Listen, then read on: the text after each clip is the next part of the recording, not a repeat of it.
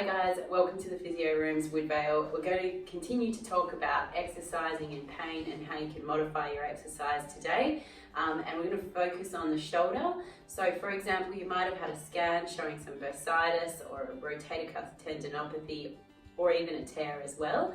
Now, I know it can seem counterintuitive to move or exercise the shoulder when you know there's a tear in there, but we do know that research shows that using the muscle, keeping it healthy and loading up the tendon can actually help with your recovery, benefit your pain and obviously increase your function.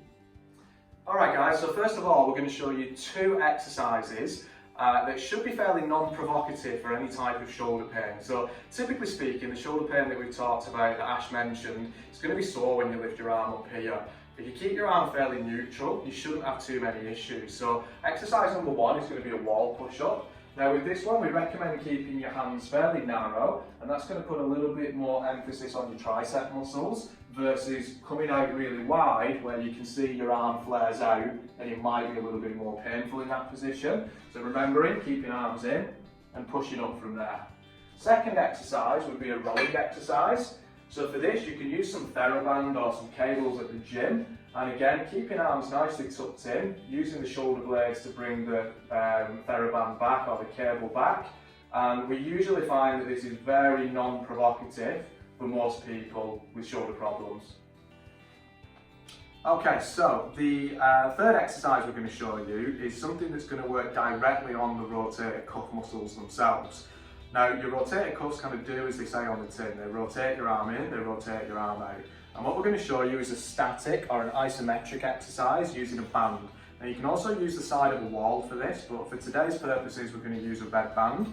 And as I pull out, the resistance of the band is going to try and essentially pull me this way. I'm going to try and hold my arm in a neutral position. That's going to work my internal rotators, and I'm going to hold that for 45 seconds before I turn myself around. And I hold, pushing into an external rotation position, but holding the arm in neutral again for the same 45 seconds. So the key thing with that is the length of time under tension. And there is some good research to show that that can reduce pain immediately, and it's a really good way to start loading up the rotator cuff tendons before moving dynamically.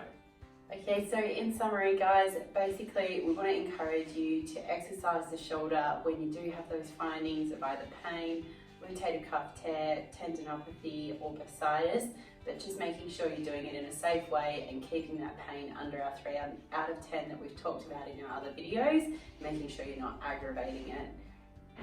So thanks for watching again guys, and look out for our next video in this series, which is coming out next week. And during that one we're going to talk a little bit about some more tendon problems, and we're going to look at the Achilles tendon and also some issues in and around tennis elbow in the forearm.